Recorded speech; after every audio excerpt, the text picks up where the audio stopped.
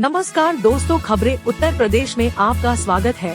बरेली से इरशाद अहमद की report. Bareilly bar association में अध्यक्ष पद के हेतु मनोज कुमार हरित ने की प्रेस कॉन्फ्रेंस। इस बार नेता नहीं साथी चुनिए, इस नारे के साथ बरेली में बार एसोसिएशन के चुनाव में अध्यक्ष पद हेतु मनोज कुमार हरित ने मजबूत दावेदारी पेश की। उन्होंने बताया कि बरेली बार एसोसिएशन मेरे लिए एक परिवार की तरह है। बरेली बार एसोसिएशन के होने जा रहे चुनाव में इस बार अध्यक्ष पद के लिए यूं तो कई दावेदार अपनी दावेदारी को मजबूत करते दिखाई दे रहे हैं, परंतु इन सब दावेदारों में अधिक मजबूती के साथ अपनी जीत को निश्चित करने के लिए मनोज कुमार हरित काफी दमदार दावेदार नजर आ रहे हैं। श्री मनोज कुमार हरित बरेली बार एसोसिएशन के पूर्व में संयुक्त सचिव पद पर आसीन रह चुके हैं।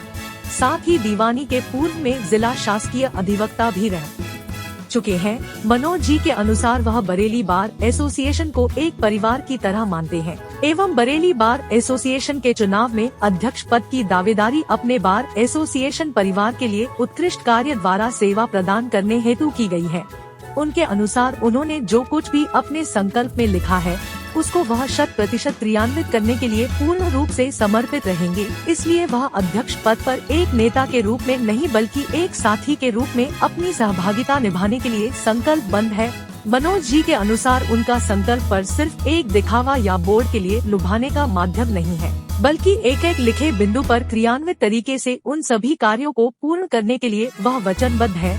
उनका उद्देश्य अपने सभी अधिवक्ता साथियों के साथ एक परिवार की तरह कंधे से कंधा मिलाकर बरेली बार एसोसिएशन को एक नया आयाम के रूप में स्थापित करने का है, जिसको वह पूर्ण करके बरेली बार एसोसिएशन के लिए एक नया इतिहास रचने के लिए प्रयास करेंगे। मनोज कुमार हित के अनुसार पर अपने सभी अधिवक्ता साथियों से एक अपील करना चाहेंगे कि उनको एक नेता चाहिए या एक साथी। अब यह फैसला आपको अपने आप ही करना होगा, क्योंकि मैं आप सबका एक नेता न होकर एक साथी के रूप में आप सबके कंधे से कंधा मिलाकर कार्य करूंगा। ऐसा मैं अपने सभी अधिवक्ता साथियों को विश्वास दिलाता हूँ। उनको जो 1000 रुपए का उनका जो शुल्क है, उनका मेंबरशिप फीस है, वो खत्म करी जाएगी। चौथी चीज़ ये है कि उनके लिए अलग से जो क्लासेस वगैरह हैं उनका इंतजाम किया जाएगा। और एक सबसे बड़ी चीज़ है, हमारे यहाँ आजकल जो अधिवक्ताओं के साथ हिंसा बहुत बढ़ रही है।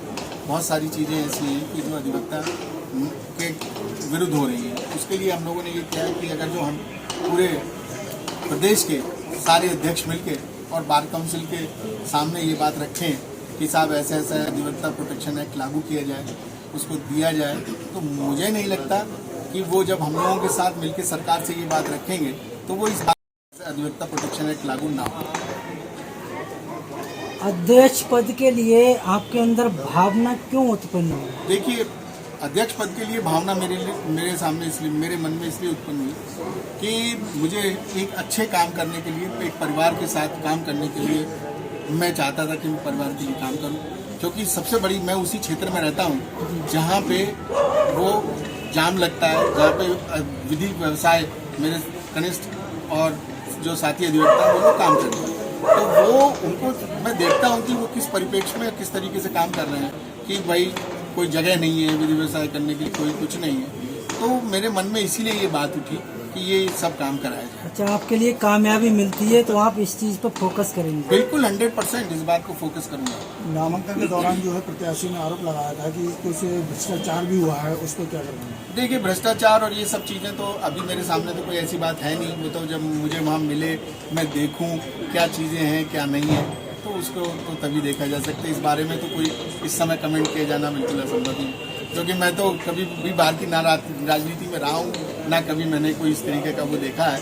तो इस बारे में तो मैं कुछ नहीं